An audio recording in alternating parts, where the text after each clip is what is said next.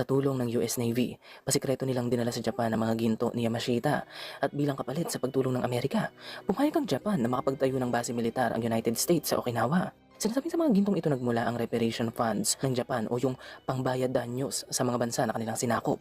Ngayon mga ka-LE, isang Pilipinas sa mga bansang nakatanggap ng bayad danyos mula sa Japan matapos ang World War II, kung saan ang ating bansa ay nakatanggap ng 525 million US dollars.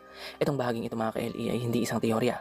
Totoong nakatanggap ang ating bansa ng kalahating bilyong dolyar mula sa gobyerno ng Japan noong 1967 at ito ay bayad danyos sa mga kaguluhan at krimen na kanilang ginawa sa Pilipinas noong World War II.